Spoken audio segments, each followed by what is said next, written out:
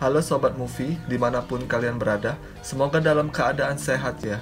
Di video kali ini saya akan membahas biografi dari seorang narapidana yang sangat kejam dan ditakuti bernama Charlie Bronson. Film ini diangkat dari kisah nyata, dan film ini bertema di penjara. Judul film ini adalah Bronson, yang dirilis pada tahun 2008. Penasaran dengan alur ceritanya? Tonton sampai habis ya. Berangkat! Film diawali dengan sosok anak kecil yang terlahir bernama Michael Peterson. Beranjak dewasa, ia mengganti namanya menjadi Charlie Bronson. Bronson tinggal bersama kedua orang tuanya dan dibesarkan dengan keluarga yang baik. Dan ia mendapatkan kasih sayang yang lebih. Dalam hidupnya, ia terobsesi ingin menjadi terkenal, tetapi apa daya, ia tidak bisa bernyanyi dan juga berakting. Sampai-sampai ia berkelahi dengan teman satu sekolahnya dan juga guru yang mengajarinya di sekolah hanya untuk mencari perhatian. Ia beranggapan kalau dengan kekerasan ia bisa menjadi terkenal.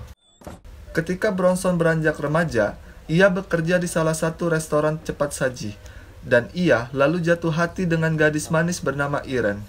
Kemudian, Bronson mengambil uang di dalam sorokan kasir itu lalu diberikan kepada Irene. Keesokan harinya, dua polisi pun datang ke rumah Bronson dan maksud kedatangan polisi tersebut untuk menangkapnya. Tapi apa daya, polisi itu malah mendapat serangan dari Bronson hingga telinganya putus. Pada tahun 1974, Bronson pun akhirnya menikahi Irene. Mereka hidup layaknya pasangan suami istri yang rukun dengan memiliki satu anak. Kemudian, Bronson berniat untuk merampok kantor pos di Inggris. Lalu, dia ditangkap polisi untuk pertama kalinya dan dipenjara selama 7 tahun. Setelah berada di dalam sel, ia beranggapan penjara bukanlah hal yang buruk untuknya. Baginya, itu sebuah kamar hotel. Pada saat Bronson mengikuti kegiatan keterampilan, yaitu menjahit, ia didatangi oleh sipir penjara dan menanyakan kenapa kamu tidak melakukan seperti teman-temanmu lakukan. Apakah kamu ada masalah? Kemudian Bronson pun menjawab kalau dia tidak ada masalah apa-apa. Tak lama dari itu, para petugas sipir pun datang. Di sana, ia kembali memukul polisi sipir tersebut. Karena sering berbuat onar, akhirnya ia pun dipindahkan ke sel penjara yang lain. Di sana, ia disoraki oleh sel tahanan yang lain dan Bronson pun rupanya merasa senang melihat itu. Ketika Bronson sedang memberikan teh kepada petugas sipir penjara, ia kemudian bertemu dengan teman sel lainnya yang bernama Paul Diner. Kemudian, ia menawarkan teh kepadanya dan ketika ia memberikan teh itu, Paul melihat tangan Bronson dan bilang kalau tangannya sangat luar biasa dan bagus untuk perkelahian. Singkatnya, Bronson kemudian diperhitungkan karena setiap harinya ia mengalami keributan dengan petugas sipir penjara. Dan Bronson pun mulai terkenal dengan diberitakan di koran-koran karena ia sudah membuat kekacauan di dalam penjara. Entah sudah beberapa kali ia pindah dari sel satu ke sel lainnya, akhirnya ia dipindahkan ke sel tahanan sakit jiwa. Di sana, ia disuntikkan obat penenang untuk mencegah keberingasannya ketika berada di sel tersebut. Keesokan harinya, ia kemudian didatangi oleh kepala kamar di sana yang saya sendiri tidak tahu namanya siapa. Kemudian, ia mengobrol dengan Bronson. Bronson yang terkulai lemas seperti orang lumpuh hanya bisa meludahi orang tersebut. Ketika ia sudah tersadar, Bronson bermaksud untuk membunuh orang tersebut dengan cara mencekiknya. Ketika orang itu berada di depan Bronson, tak butuh waktu lama, ia pun langsung mencekiknya dengan menggunakan kain. Itu dilakukannya supaya ia bisa pindah dari sel penjara itu, karena Bronson merasa jika di dalam sel itu seperti bukan berada di sel tahanan yang biasa. Akhirnya, petugas sipir langsung mengamankan Bronson. Kemudian, ia kembali dipindahkan, tetapi bukan ke tempat sel penjara yang biasa. Namun, ternyata ia diasingkan di suatu tempat terpencil selama puluhan tahun. Dan di sini, ia merasa tidak benar-benar nyaman berada di sel penjara ini karena selama 26 tahun di sana, dia tidak membunuh dan melukai siapapun. Ketika ia sedang memprolog dirinya sendiri, kita diperlihatkan bagaimana ia membuat onar di dalam penjara. Singkat cerita, Ia dibebaskan bersyarat, entah apa maksud dan tujuannya, akhirnya ia bisa menghirup udara bebas. Di sana, ia dijemput oleh kedua orang tuanya. Kemudian, ia pun sampai di rumahnya. Sesampainya di rumah, ia merasa aneh dengan kamarnya. Ternyata, orang tuanya sudah pindah rumah. Lalu, orang tuanya bilang kalau barang-barang milik Bronson masih tersisa di rumah lamanya di daerah Luton. Akhirnya, Bronson pun pergi ke sana untuk mengunjungi rumahnya tersebut. Sesampainya di sana, ia bertemu dengan paman Jack. Ia diberikan sambutan yang hangat oleh pamannya dan wanita kupu-kupu malam. Kemudian, ia bertemu dengan Paul Diner, teman satu sel lamanya.